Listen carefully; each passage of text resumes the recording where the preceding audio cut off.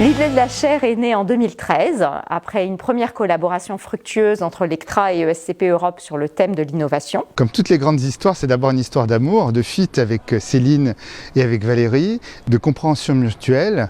On a décidé d'aller plus loin et de créer une véritable chaire d'enseignement et de recherche.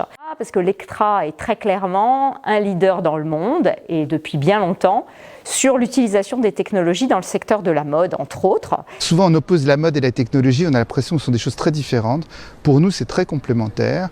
Et puis surtout, il nous est apparu que le monde de la mode allait changer profondément, avec une vraie révolution industrielle à venir, des changements de business model. On peut dire aujourd'hui, avec pas mal de fierté et d'enthousiasme, qu'on a été très précurseurs sur ce thème-là, puisque par la suite ont été créées la Fashion Tech Week en France, à laquelle on a été associé dès le début, à travers la chaire, mais aussi au niveau international, la rubrique qui s'appelle Bits and Bytes dans Business of Fashion.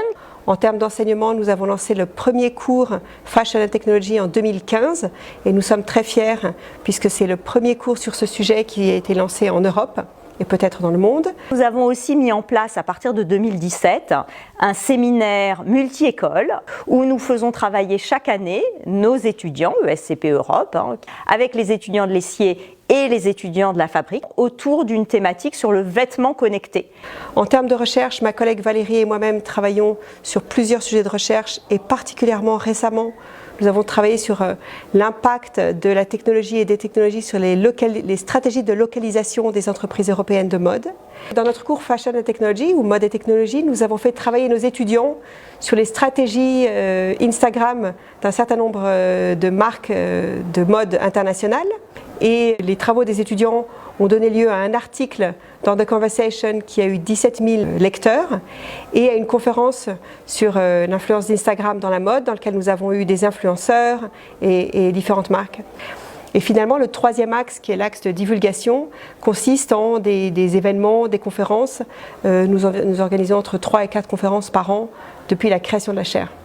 Donc ça se prêtait très bien à une chaire avec une business school qui apprend justement à ses étudiants finalement comment gérer des business dans un monde en pleine transformation, beaucoup plus compliqué aujourd'hui avec l'écologie, avec le côté mondial, finalement tous les thèmes qui sont aujourd'hui enseignés à l'ESCP.